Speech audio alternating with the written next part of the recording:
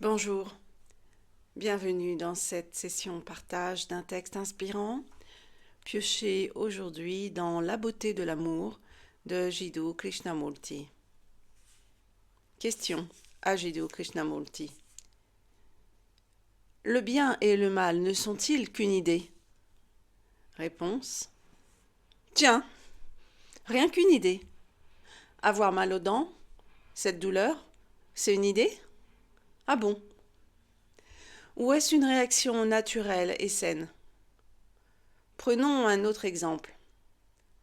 Est-ce mal d'être violent? Est-ce juste une idée? Quand vous me frappez, quand vous me tuez, est-ce une idée? Bien sûr, vous pouvez me tuer pour une idée. On appelle cela le nationalisme. Il faut regarder sérieusement cette question du bien et du mal, de la beauté et de la laideur. Se mettre en colère, être violent, envieux, avide, jaloux, diriez-vous que c'est le mal, que c'est mal?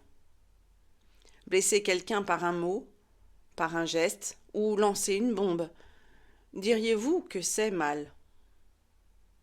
Pourtant, vous ne faites que cela toute la journée. Et qu'est-ce qu'être bon, être gentil, être généreux, ne pas créer d'hostilité? Cette dualité existe dans chaque être humain, le bon et le mauvais. Cette bataille. Voilà notre champ de bataille. Nous voulons être paisibles, calmes et affectueux, mais il y a l'autre en nous, violent et désireux de blesser. Il est possible de se libérer complètement de cette dualité quand on est en contact avec le fait tel qu'il est, avec ce qui est. Autrement dit, lorsque vous êtes violent, ne pas avoir de contraire, mais être totalement conscient de l'entière signification de la violence.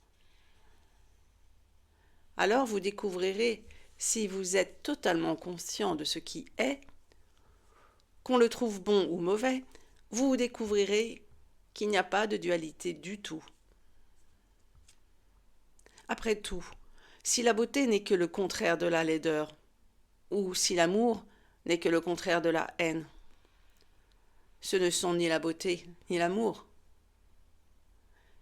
Mais pour nous, l'amour est le contraire de la haine, et par conséquent, nous sommes toujours prisonniers de l'amour, jalousie, haine.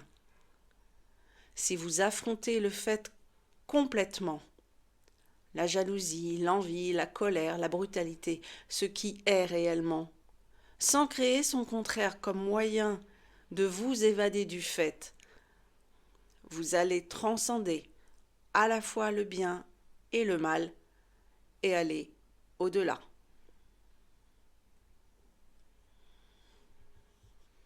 Eh bien oui, voilà pour ce texte, la réponse plutôt de Jiddu à cette sempiternelle question. Le couple des opposés, le couple des contraires, vieux schéma intellectuel par lequel tout l'homme appréhende effectivement son environnement, tout selon ce procédé d'opposé. Il y a comme s'il y avait toujours nécessité, on peut définir l'un que s'il y a son opposé, l'autre. Ça s'appelle donc la dualité. On pourrait toujours revenir à l'exemple de la pièce. La pièce. On parle bien de la pièce. Il ne s'agit que d'une pièce, une pièce de monnaie. Pourtant, cette pièce est constituée de deux faces. Une face que l'on appelle face, en tout cas en français, et pile. Pile et face. Mais lorsque l'on envisage la pièce de monnaie, on paye notre baguette à la boulangère en lui donnant une pièce de monnaie, non pas en lui disant « Ah, je vous donne que la pièce, que la face face, je garde la face pile ». On lui donne la pièce dans son intégralité, parce qu'on considère bien la pièce comme un seul bloc. C'est donc possible, quelque chose dont on aperçoit, mais vraiment visuellement, matériellement qu'il y a deux aspects, nous pouvons les réunir et la concevoir en une seule. Et il y a fusion, il n'y a plus qu'un seul objet, il n'y a qu'un seul objet, avec les deux aspects qui sont bien réunis. Et en fait, c'est à cela qu'encourage Jiddu, en disant, quand vous en ressentez une émotion de colère monter en vous, accueillez, faites-la entrer en vous entièrement sans chercher à trouver justement son pendant pour la contrebalancer, comme s'il y avait quelque chose de mal à ressentir de la colère qui débouche parfois sur de la violence. Accueillir ce sentiment comme quelque chose de naturel, du fait d'être porteur de vie, il y a des fluctuations, des mouvements, et des émotions dans un deuxième temps, mais des fluctuations à tout le moins. La plante dehors, elle vit des fluctuations, elle n'est pas toujours plantée bien droit, sans bouger.